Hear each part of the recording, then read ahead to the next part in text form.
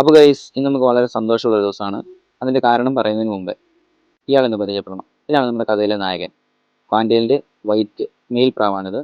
ഇത് ചെയ്യുന്നത് കൂടെടുക്കാനായിട്ട് ചെറിയ കമ്പുകൾ ശേഖരിച്ച് അത് ഓടിച്ചെടുത്തുകൊണ്ടിരിക്കുകയാണ്. ഇതാണ് അതിൻ്റെ ഫീമെയിൽ പ്രാവ്.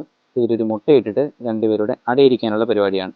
അതിനായിട്ട് ചെറിയ കമ്പുകൾ ശേഖരിച്ചുകൊണ്ട് കൂട്ടി വെക്കുകയാണ്. ഇതാണ് നമ്മുടെ കഥയിലെ മറ്റൊരു നായകൻ. പാണ്ഡ്യൻ്റെ വേറൊരു പേരിലെ മെയിൽ പ്രാവാണ്. ഇത് ഫീമെയിൽ പ്രാവ്.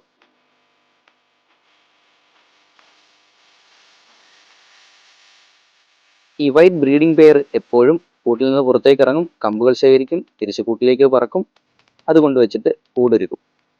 അങ്ങനെ അവസാനം നമുക്കൊരു പുതിയ അതിഥി വന്നിട്ടുണ്ട്. അതാണ് നിങ്ങളിപ്പോൾ കാണുന്നത്. ആ മുട്ട വിരിഞ്ഞ് പുറത്ത് വന്ന കുഞ്ഞാണ്. അപ്പോൾ ഇന്നത്തെ ദിവസത്തിൻ്റെ പ്രത്യേകത, ഈ കുഞ്ഞു പ്രാവ് തന്നെ തീറ്റ തിന്നാൻ തുടങ്ങുന്ന ദിവസമാണ്. ഇത്ര ദിവസം അതിൻ്റെ അച്ഛനും അമ്മയാണ് തീറ്റ കൊടുത്തുകൊണ്ടിരുന്നത്. പക്ഷേ ഇന്ന് അത് സ്വയം തീറ്റ കൊത്തി തിന്നാനായിട്ട് ശ്രമിക്കുകയാണ്. അപ്പോൾ ഇത്രേ ഉള്ളൂ. എല്ലാവർക്കും ബൈ.